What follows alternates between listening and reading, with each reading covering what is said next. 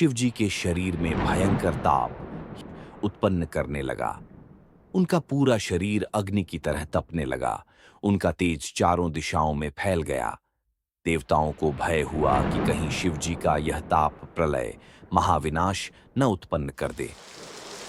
जब आकाश से पहली बारिश की बूंदें गिरती हैं, धरती मुस्कुरा उठती है, पेड़ पौधे हरे हो जाते हैं, नदियां बहने लगती हैं और एक शुभ महीना आता है, सावन का महीना। लेकिन क्या आपने कभी सोचा है, सावन क्यों मनाया जाता है? क्या कारण है कि इस महीने में लाखों श्रद्धालु हजारों किलोमीटर दूर से पैदल चलकर कांवड़ में जल भरकर महादेव तक पहुंचते हैं? ऐसा क्या है सावन के इन 30 दिनों में जो लोग मानते हैं कि हर मनोकामना बस इसी महीने पूरी हो जाती है? क्यों हर शिवालय में घंटों लाइन लगती है? और क्यों इस महीने शिव को जल चढ़ाना बन जाता है मोक्ष का मार्ग? कहते हैं सावन सिर्फ एक मौसम नहीं, इसकी शुरुआत हुई थी समुद्र मंथन से।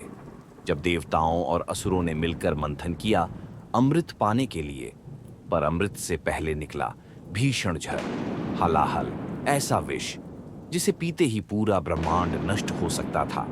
कोई भी उस जहर को संभाल नहीं पाया। तब पूरा संसार भागा एक ही शरण में, भोलेनाथ की शरण में। ब्रह्मा जी ने शिवजी से कहा, प्रभु प्रभु दया कीजिए, यह विष, ये कालकूट संपूर्ण सृष्टि को भस्म कर देगा। धरती कांप रही है, जल उफन रहा है, आकाश फटने को है। कुछ कीजिए प्रभु, इस सृष्टि को बचाइए।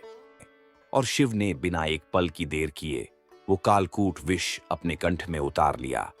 तभी से उन्हें कहा जाने लगा नीलकंठ महादेव।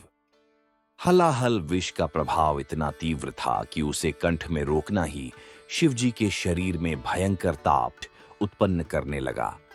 उनका पूरा शरीर अग्नि की तरह तपने लगा। उनका तेज चारों दिशाओं में फैल गया। देवताओं को भय हुआ कि कहीं शिवजी का यह ताप प्रलय महाविनाश न उत्पन्न कर दे।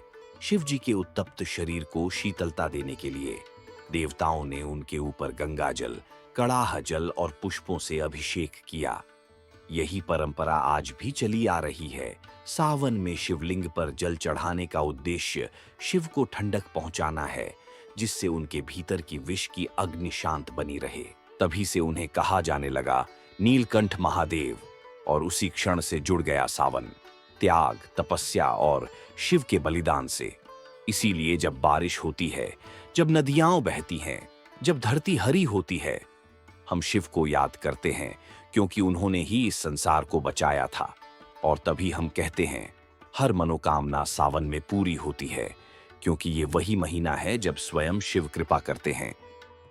अब तक आपने जाना क्यों सावन का महीना इतना पवित्र और रहस्यमयी माना जाता है। लेकिन अगली कथा और भी विशेष है। क्या आपने कभी सोचा है अविवाहित लड़कियां सावन के सोमवार का व्रत क्यों रखती हैं? ऐसा क्या है इस महीने की शिव भक्ति में जो उन्हें दिला देता है मनचाहा वर? जैसा उन्हें जीवन साथी चाहिए वैसा ही। क्या सिर्फ श्रद्धा से ही इच्छाएं पूरी होती है, या फिर इसके पीछे छुपा है कोई प्राचीन रहस्य? तो चलिए अगले भाग में जानते हैं उस श्रद्धा, उस तपस्या और उस आस्था की कहानी जो बदल देती है भाग्य की दिशा और बना देती है एक भक्त को स्वयं शिव का वरदान। आ रहे हैं सावन के सोमवार की अनकही कथा लेकर। सावन क्यों मनाते हैं, भाग 2 में।